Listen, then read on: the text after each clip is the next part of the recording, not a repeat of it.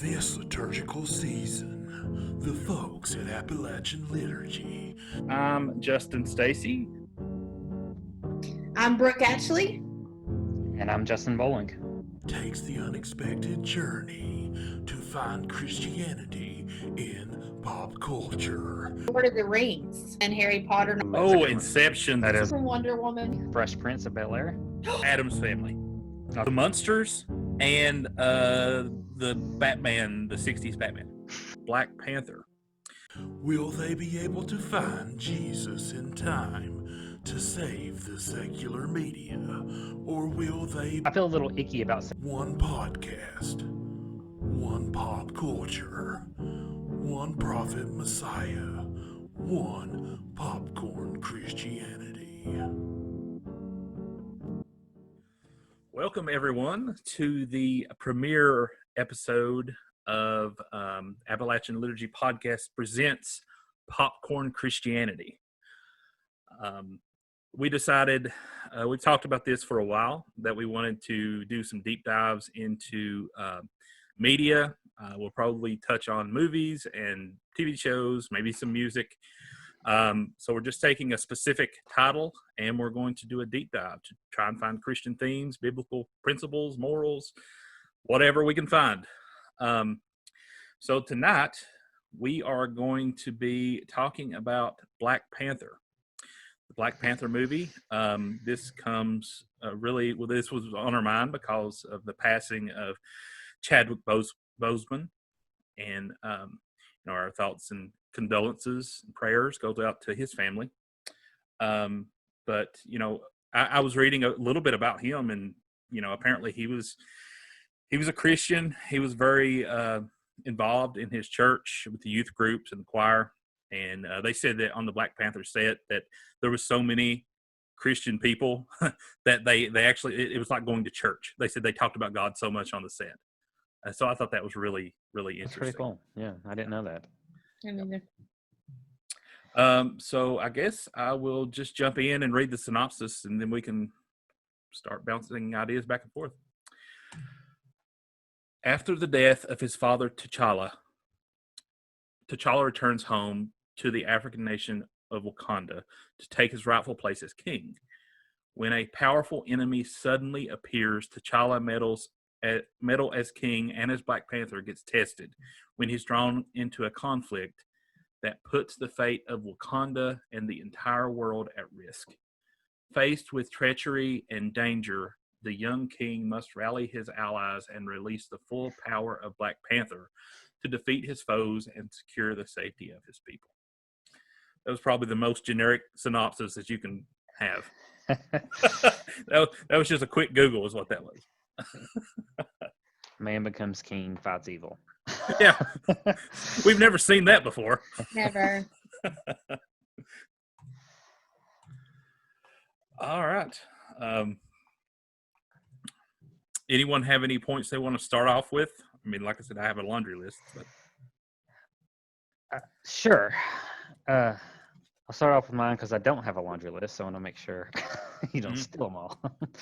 But this probably covers a lot of them and touches base with a lot of, it goes across multiple different points. But to me, I kept thinking about, I'm sure you all remember the book a few years ago that Roger Eyre wrote, the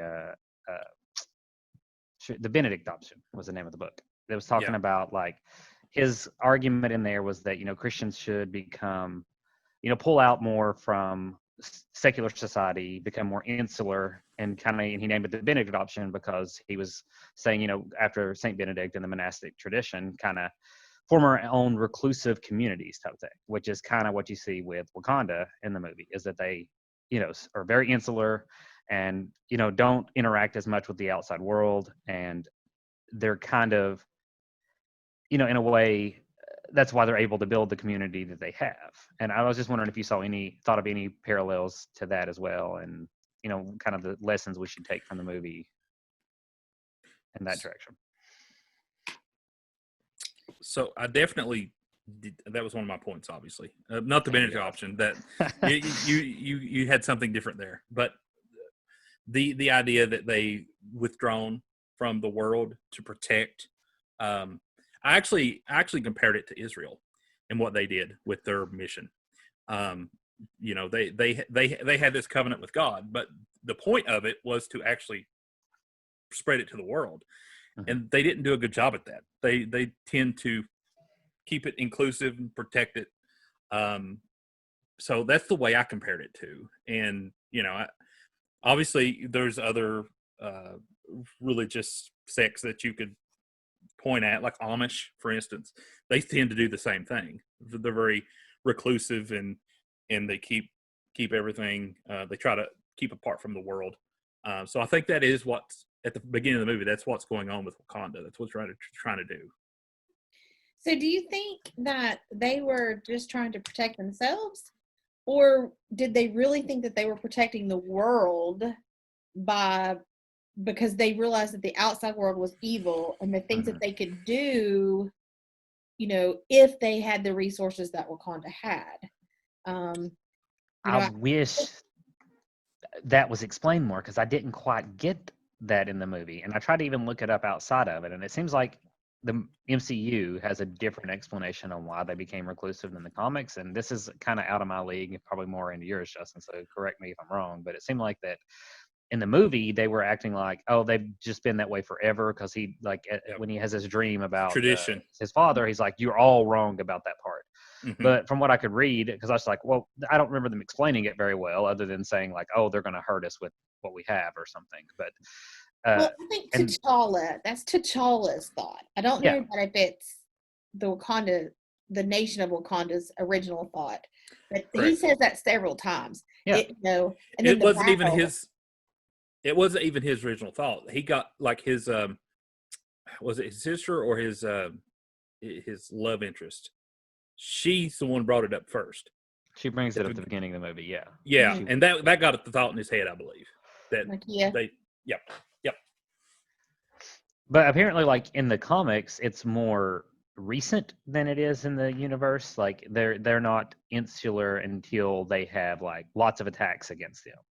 And then they decide to do that. And it's like, I think from what I understand, it's actually either him or his dad was the one that decided to pull away from the world. And then it's very quickly reversed. So it's not like a long-term, 40,000 year tradition or whatever that kind of is presented as in the movie, which I thought was interesting too. But that is interesting. I do wish that was explained a little more, because I'm kind of with what Brooke's saying here too. I feel like that's an important point. Like, are they really doing it because they're trying to protect the world, or are they doing it because they're just wanting to be greedy and keep what they have for themselves? No, I would not say they're doing it because they're greedy. Like even with his father and all the ancestors, the as much of the tradition that we were able to see on screen, nothing comes off as greed, in my opinion, for the Wakandas. I believe that it's probably they don't trust the world with it, and they do have somewhat of a nationalist idea. They are definitely Wakanda first. At least the previous ancestors had been. So I think it's a double. It's maybe both. Maybe both of what's going on there. But I don't think that it's necessarily just because they want to keep it all for themselves. I believe they think that this is how they protect their people. They're tribal. They want to protect their people. And it's really T'Challa that decides this is actually wrong of us to do. Which is one of the points that I was going to bring up, was the what obligation do we have to society and to people outside of our familial units when they're suffering? Like, and that is, I think, a theme throughout this film. Is where does our obligation to the greater good begin? With great power comes great responsibility. And that's the Marvel universe. Yeah, that's a theme throughout the entire Marvel universe. And it's such a moral motto to have, and I think it's very Christian too. And I think they are absolutely called. So one of the points that I wrote down. So what I did is I went through, from the beginning to the end of the movie, and I just made the points as I was going through the movie. So mine is kind of in chronological order. But my first point is at the very, very beginning of the movie, we get a creation story. So I thought that tied very well to Genesis, of how Wakanda was built. And it was built on, obviously, vibranium that had landed in that area of the land. I think it was from an asteroid or something. So you have that creation story, and then you have the 4 tribes, and you have one Black Panther figure to come out of those 4 tribes. So, you know, I seen that as an Abraham or even a Messiah figure.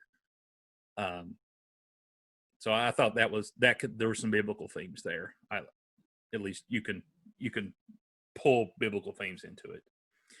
And then vibranium, I think they kind of treated like almost like the Ark of the Covenant, to where they were overly protecting it. And I don't know if you could say they're worshiping it, but literally everything that they do they use vibranium for. So, would you say it's more like the Ark of the Covenant, or would it be our idea of what grace is, that powers us, that brings us life, that and not only life but abundant life? Because that's what they have. I mean, they're just not existing. They are having abundant That's life. true. I like that. That's a good, Yeah. I can see that theme really well. That it was given to them, like they didn't do anything special other than anybody else on the planet to get it, but it was just given to them. Yeah. And so how they respond, how they use it, how they freely give it to others. So yeah, that is actually a really good comparison. Grace is, yeah, I like it.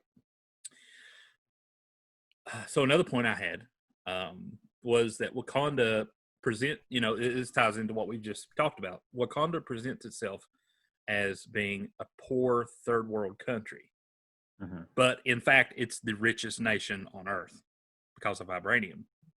And in my mind, that's very much how Christ presented himself. He presented himself, in human form as very poor, something very lowly, but he was the richest, most powerful person to ever exist.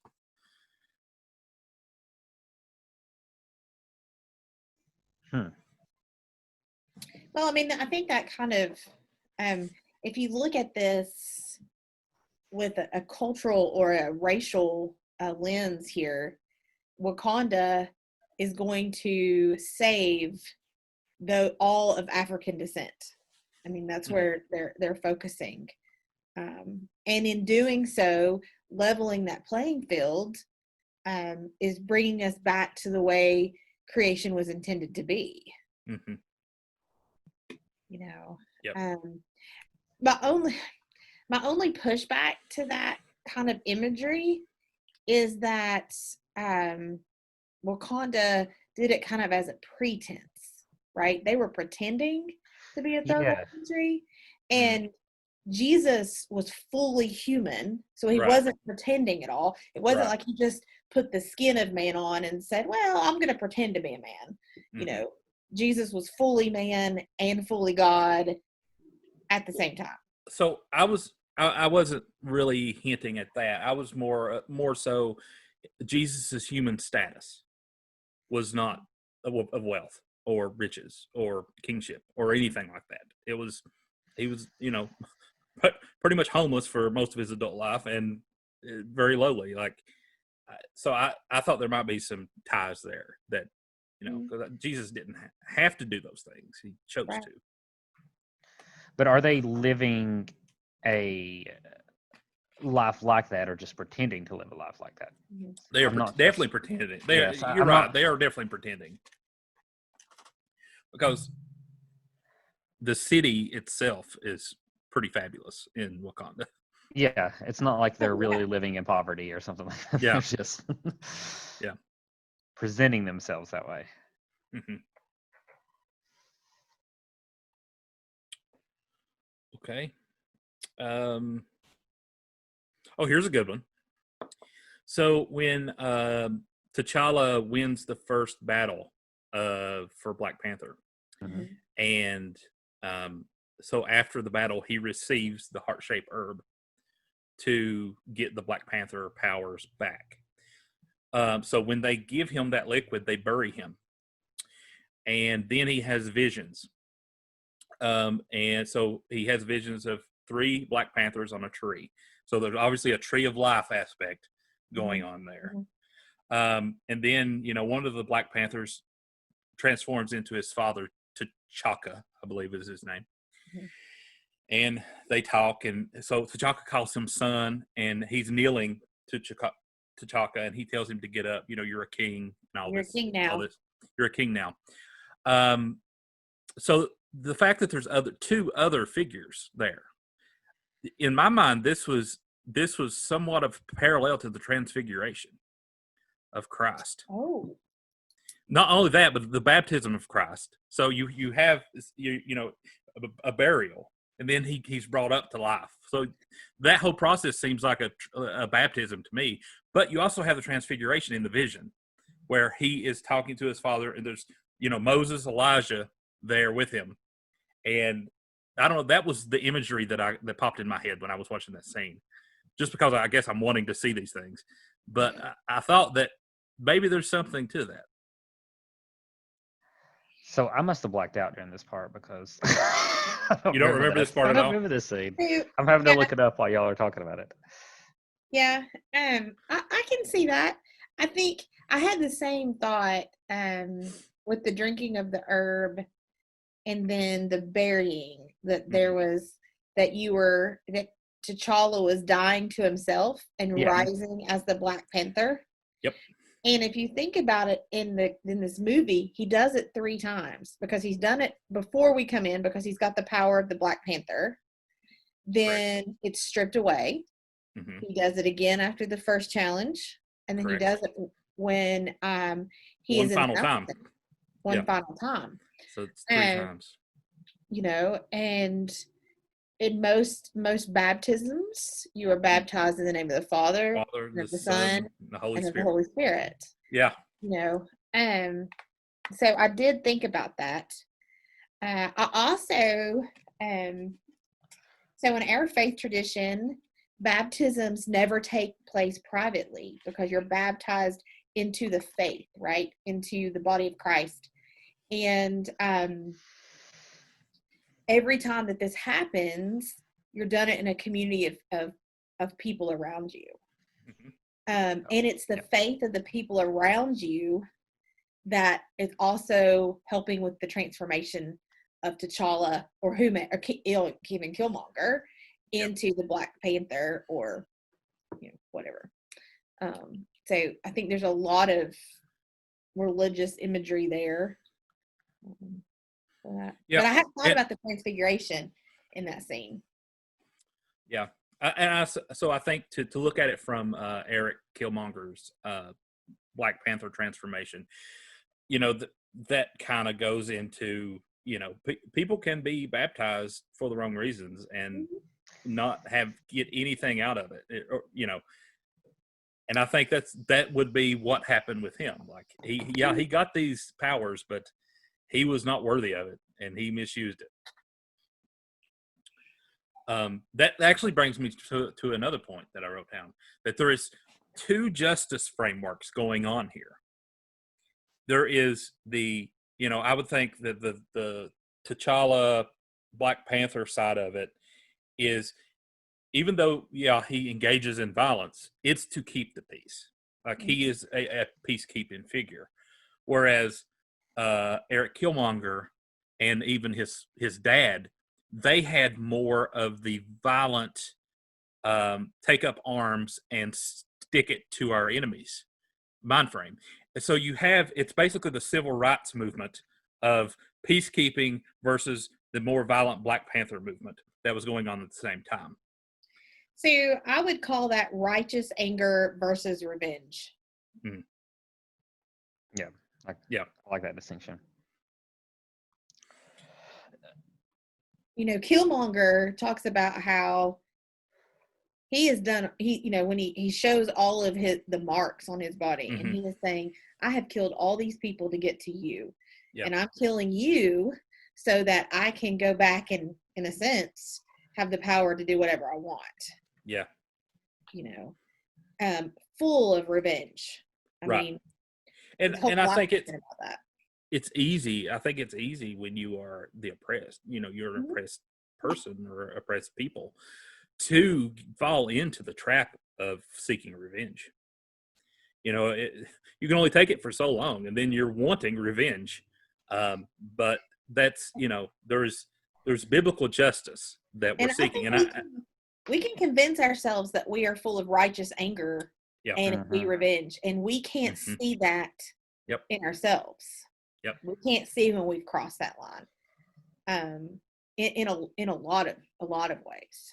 right, And Killmonger had basically become like a law unto himself type thing. He had, yep, any power he wanted. He had worked with, the highest levels of government in any hmm society, and so he had no check on his ambitions yep. or no recourse to see that he was blinded by his own hatred. So, what do you think Killmonger's goal is? I really I don't don't know. know. I mean, I do think that he started from a place of seeking justice. Like because of what happened to his dad, he obviously held this grudge against Black Panther. Mhm. But he also had the justice seeking ideas of his dad, where he was seeing, his people in America being abused and misused and everything. Um, that he actually wanted to avenge those people as well, and he was just more than willing to do it in a militant force.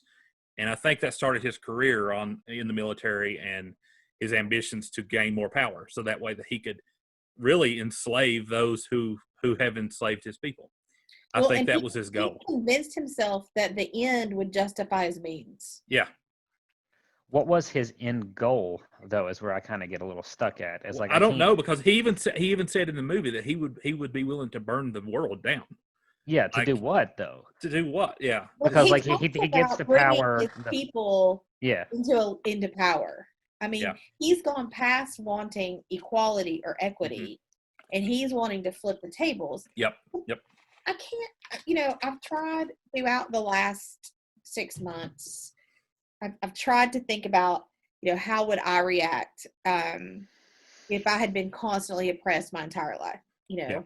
And as a woman in a very male-dominated field where it's sometimes very hostile towards women, I really, really have to guard my heart to not become bitter and not Yeah. to want revenge, And every now and then, I'll take a little pleasure when somebody that's been particularly mean to me because I'm a woman kind of gets their due, hmm Um, Yeah. so I can only imagine what it would be like growing up in the environment that Killmonger has grown up in, Yeah. knowing that somebody had the ability to stop it. hmm So I mean, I Yeah. think we're really hard on him, but there's a lot of truth for those of us that are not a person of color, that we see the world through him in a way that we probably wouldn't have seen it without Right. his character. I don't think that, like I said, I think his beginnings, I think, was for justice. Hmm. And he had this idea that there need to be some kind of revenge or some kind of justice from the Black Panther for Black Panther taking his father. I think those were noble things, but it just turned into power grabbing and seeking to oppress the other people that have oppressed our people. So it's us versus them mentality. And I think it's so relevant as to what's going on in America today. There's such an us versus them that it's so easy to want, like, if we're on the opposite side, if we're on the side of the oppressed, to want the other side to be oppressed at some point. And it's dangerous. That's a dangerous road to go down. It is a dangerous road. So you think that's that's why when which that makes sense, but when he gets the kingship, or gets a throne, he decides to become like a tyrant Mhm. and turns Yep. that way. So he's oppressing the people who didn't help and / oppress His him and goal his is to get family. weapons Yep. into the Wakanda spies' hands to overthrow the Yep. world Yep. Just tear and, everything down. and Tell everything down, and that way the Wakandan people that led by Wealth and him power. are in control of the entire world. Mhm. Like it's just really, he turned into a typical tyrant as soon as he got power. You know, and as the king of Wakanda, he had absolute power. Yeah. And we know what they say about absolute power. Absolute power corrupts absolutely. Absolutely.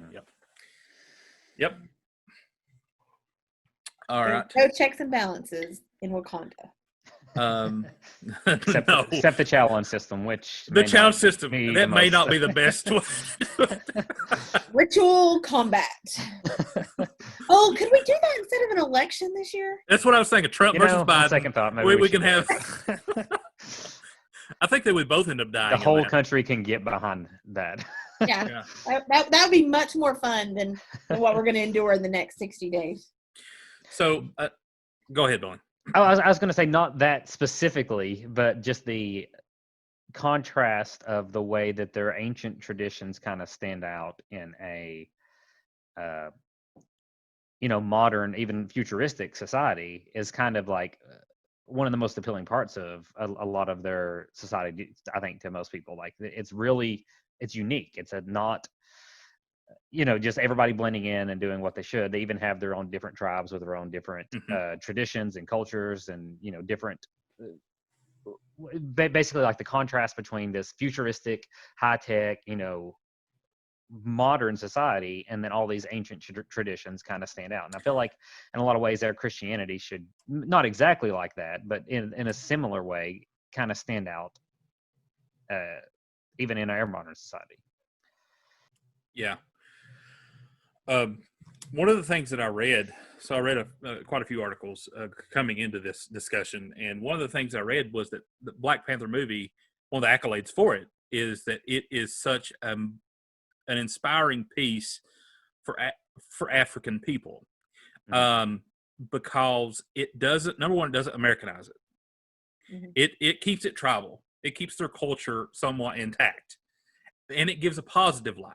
It's not just showing all of the poor people in Africa to hit on our heartstrings, or if it's in the American context, it's not showing all of the criminalization and the drugs and all this stuff that we see in the media when we have a lot of persons of color in films.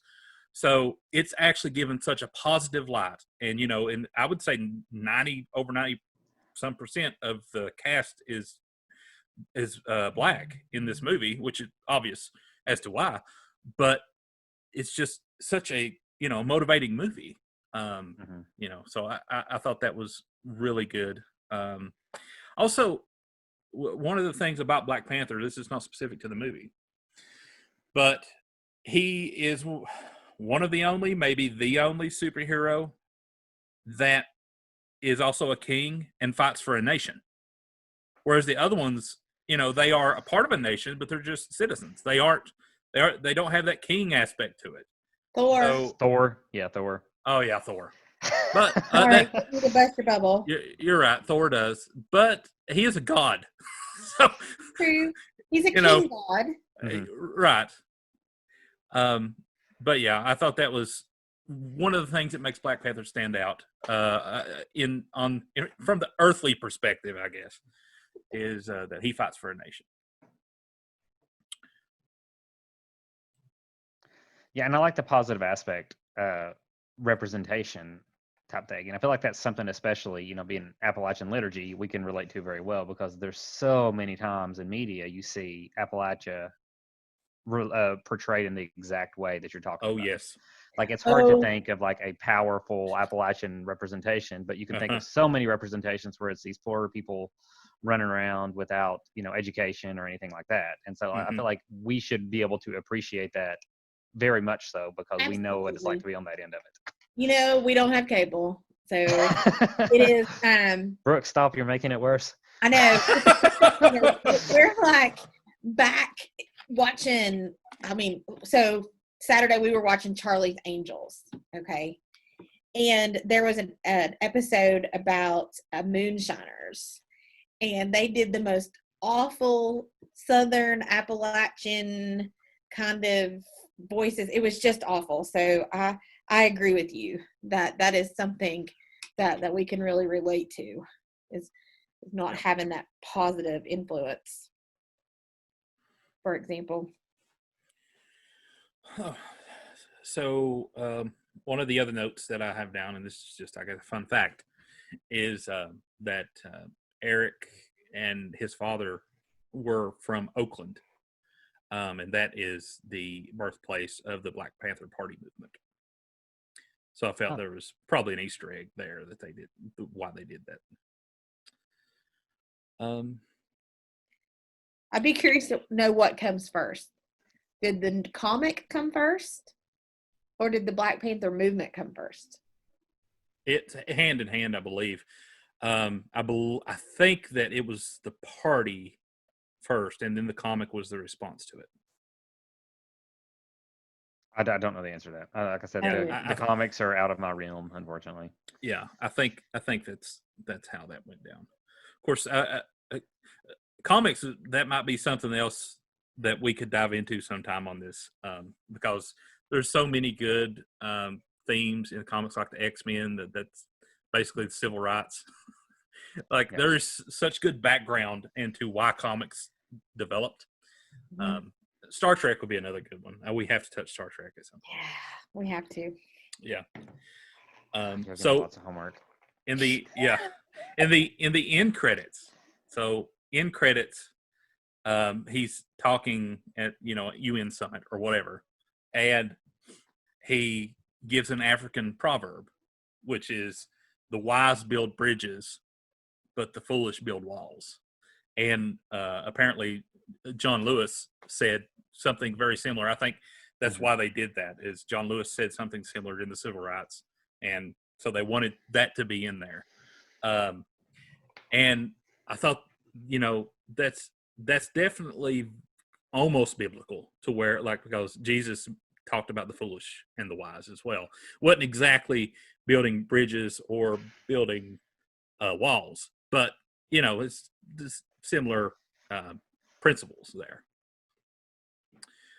So I thought that was something that was it's actually one of the themes in Acts. If you think about the bridging of the Gentiles and the Jewish Christians, and some of the characters, not people, if you will, that bridge that, and the visions that Paul gets.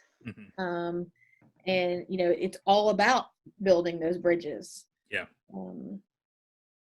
So. Yeah. Also, the response. So, Bolling, did you actually watch the end credits? I did. Okay. I mean, not like all the words. I skipped to the actual scenes. That's what I meant. Okay. Yeah. I didn't read everybody's name. So, the response that he gets when he says that Wakanda is opening its doors, and we're going to share our resources and our knowledge, and the response he gets, "What do you have to offer?" That's so relevant. And also, you could see that response in the Bible to Jesus. Like, isn't this Jesus of Nazareth, the son of Joseph? Like, what is he? Yeah. What good comes out of Nazareth is right out of the scripture, and they say, "What good comes out of Wakanda?" Yeah. I was like, "Oh, I know where that's up from." Yeah. Yeah. So are they going to do a Black Panther 2, or? Yes. So apparently the writers and producers, they've already, they were already working on it. It was already in the writing stages. And they are, from what I understand, they are going to continue. They're just going to have to figure out a way to kill off the character in the beginning of the movie. I mean, what they could do probably is just have someone in the Black Panther suit to be in a battle of some sort, and then be killed. Probably sacrifice himself. Is probably sacrifice himself. I would imagine so. It'd be something like that. I think they'll do it respectfully. They said they will not recast T'Challa. Period. Sure. That Chadwick is T'Challa. So that's a great move. Now the comics just came out with a new Black Panther, which is Shuri, the Black Panther, T'Challa's sister. Yes, the sister. Mm-hmm. So I think that's probably the route they'll go, and I was think it's wondering if what they they would should do. do. Yeah, that's kind of what I thought they might do as well. Is like go with one of his sister or his girlfriend or something like that. Right. Because wasn't he trying to push her as being a leader or a queen or something like that at some point? Or am I? Yeah, getting it? he there was a line in the movie where he said that you would be a great queen, and Yeah. like she was wanting to go to, you know, do her outreach work or whatever in other countries, and he was like, you would be a great queen. So yeah, I would imagine that one of those two will end up becoming Black Panther. I think it in has the to be the second- princess. She's the only one with the bloodline, and they didn't Right. get married. That's true. Unless That's they true. get married. I mean, Yeah, that would in be the beginning. right. A They lot could of things do to it. throw at the beginning. Yeah, it's like, Mhm. oh, they got married and been together for 30 years, and then. I've also heard rumors that the Black Panther movie will be the movie that breaks in some of the X-Men cast to the Marvel Universe. Okay.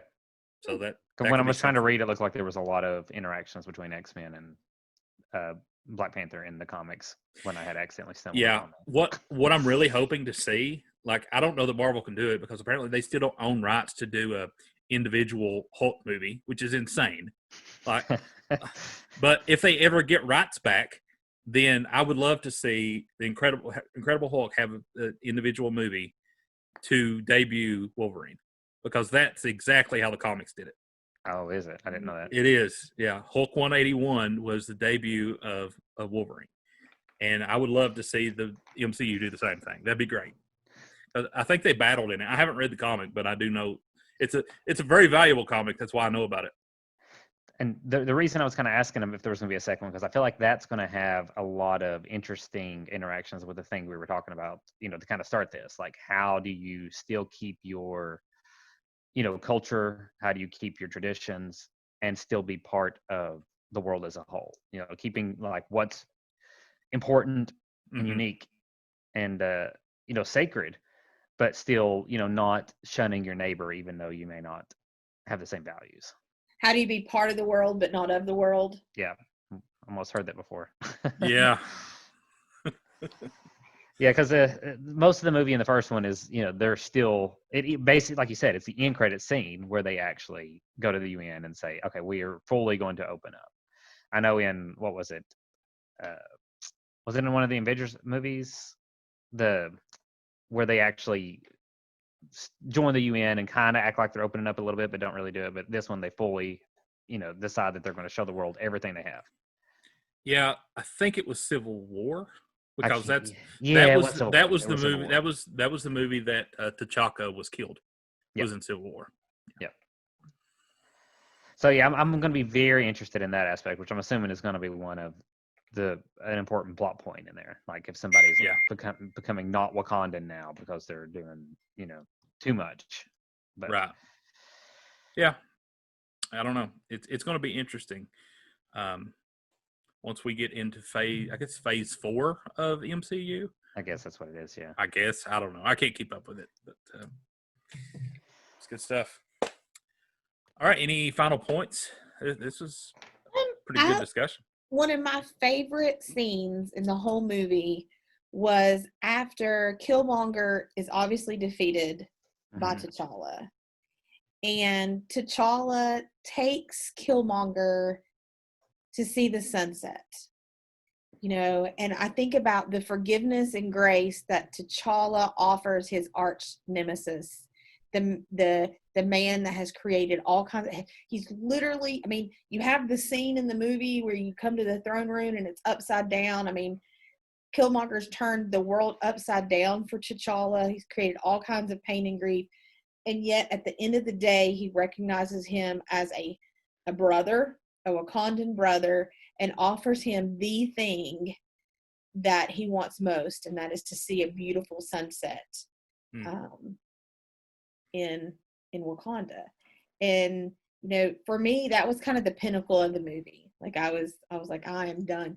Can I do that? Could I take my arch enemy and give them the thing that they wanted?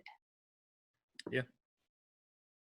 Yeah, that's T'Challa taking the different path from Killmonger. Exactly. Yep. the harder path, Right. the one that's less satisfying to us at a Yeah. fallen human level. I have to say this was the second time I've seen Black Panther, and second time I enjoyed it much more than the first time, and I enjoyed it the first time a lot. This is probably easily in my top 5 Marvel movies now. So to answer your question about Hulk and Wolverine, I happened to ask my Wolverine expert, which is my youngest daughter. Mm-hmm. And she says that Wolverine was intended to be a low-level antagonist in the Hulk series from the beginning. Mm-hmm. And he gained tons of popularity and a cult following. And that's how he was birthed into his own series. That's awesome.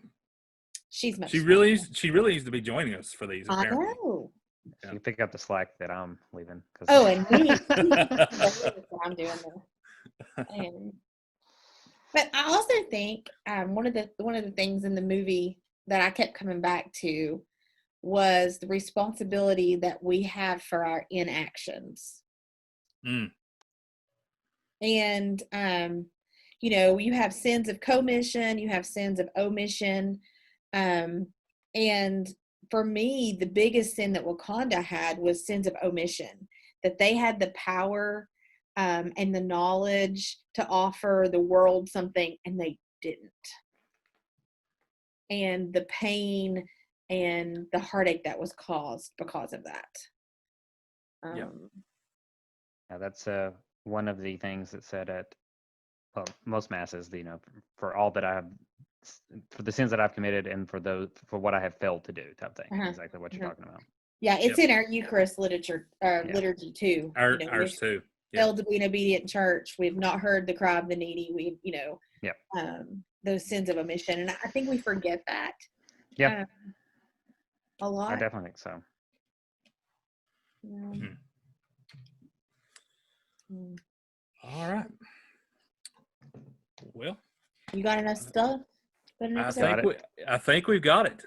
This was a pretty good episode. I like it. Yeah. Not as long, but it's not meant to be as long as our normal episodes. So thank you all for joining our first edition of Black Panther. And join us next time on Popcorn Christianity. Thanks, everyone. Good night. Thanks.